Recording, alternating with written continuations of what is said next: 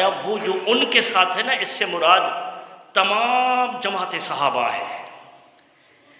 وہ تخصیص تھی، ان کے اندر یہ صفت، معیت کی صفت سب سے زیادہ ابو بکر صدیق کے اندر تھی، تو مفسرین نے اس کو علیحدہ کر کے بیان کیا۔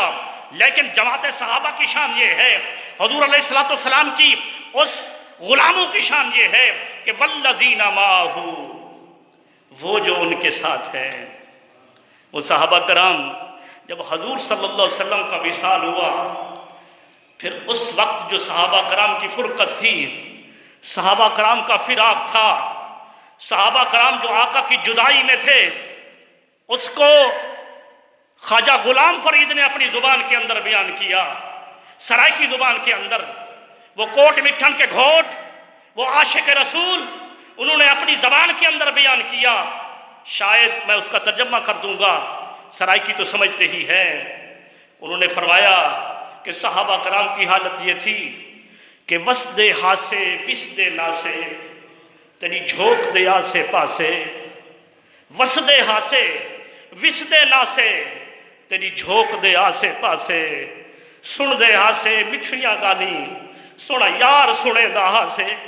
صحابہ کرام کی شان یہ تھی، وہ حضور کی معیت میں رہتے تھے، مسجد نبوی میں آتے تھے، آقا علیہ الصلوۃ والسلام کا بکڑا ان کے سامنے ہوتا تھا، حضور علیہ الصلوۃ والسلام کے فرامین ان کے سامنے ہوتے تھے، آقا کی سنگت میسر ہوتی تھی۔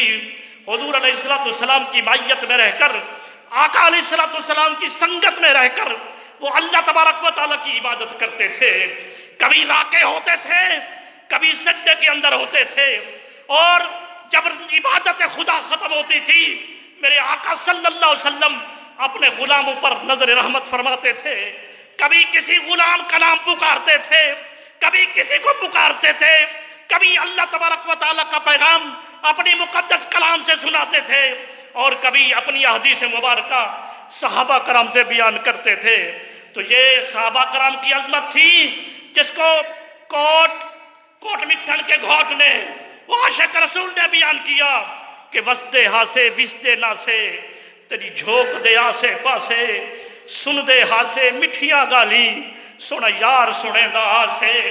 اللہ کا حبیب اپنی پیاری پیاری زبان میں مقدس کلام، جو آج قرآن آپ سنتے ہیں، ایک خوش الہان کاری قرآن پڑھے تو آپ عش کر اٹھتے ہیں اور بدن کے رونگٹے کھڑے ہو جاتے ہیں۔ ارے یہ اللہ کا کلام جب اللہ کا حبیب سناتا ہوگا، بتاؤ یہ وہ مقام کیا ہوگا، وہ مقام کیا ہوگا جو آپ حدیث سنتے ہیں۔ آج اس منبر پر اگر میں حدیث بیان کروں تو آپ عش کر اٹھتے ہیں کہ حضور کا فرمان ایسا ہے۔ ارے جب وہ بات وہ صحابہ حضور کے زبان سے سنتے ہوں گے تو بتاؤ وہ مقام کیسا ہوگا، وہ وقت کیا ہوگا۔ والذین معہ، اس وجہ سے بعد میں آنے والے عاشق تو یہی کہتے رہے، حضرت عبد الرحمن جامی بھی یہی کہتے رہے کہ کاش میں حضور کے زمانے میں پیدا ہوا ہوتا۔ اور آپ نے یہ بھی فرمایا اپنی ملفوظات کے اندر، فرمایا کاش یا رسول اللہ آپ کے زمانے میں، آپ کی ظاہری زندگی کے اندر مدینے کے کسی کتے کا نام جامی ہوتا، کسی کتے کا نام جامی ہوتا، اور آپ اس کتے کو جامی کہہ کر پکارتے، تو اسی لحاظ سے میرا نام آپ کی زبان پر آ ہی جاتا۔ ارے حضور علیہ الصلوۃ والسلام کی معیت، آقا علیہ الصلوۃ والسلام کی رفاقت صحابہ کرام کو ملی، کوئی عام درجہ نہیں۔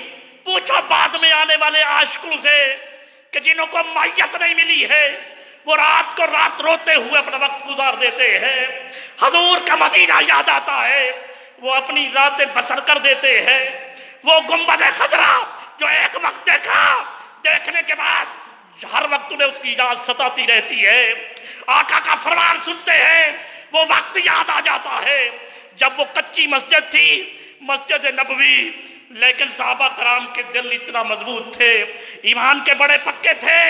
آج ہماری مسجدیں پکی، ہمارے ایمان کچے ہو چکے، لیکن وہ مسجدیں تو کچی تھیں، لیکن نمازی بڑے پکے تھے۔ حضور کی بارگاہ میں حضور کی مائیت کے اندر آ کر نماز ادا کرتے تھے۔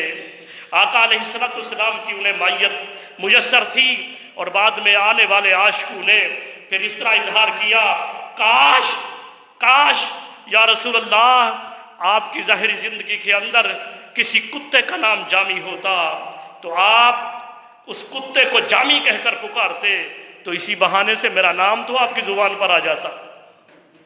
تو عزیزان گرامی قدر، یہ عاشق تھے جنہوں نے حضور علیہ السلام کی لیکن ایک بات یہ بھی بتاتا چلوں، بات چلی تو اس کو کرتا چلے کہ حضور کی محبت کو اپنا اوڑھنا بچھونا بناؤ۔ حضور کی محبت، آقا علیہ السلام اپنی امت سے کتنا محبت کرتے ہیں۔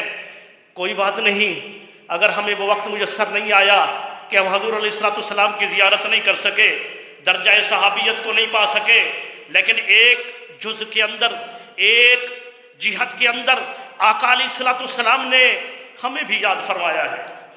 وہ کتنا کریم آقا ہے، وہ کتنا پیارا آقا ہے۔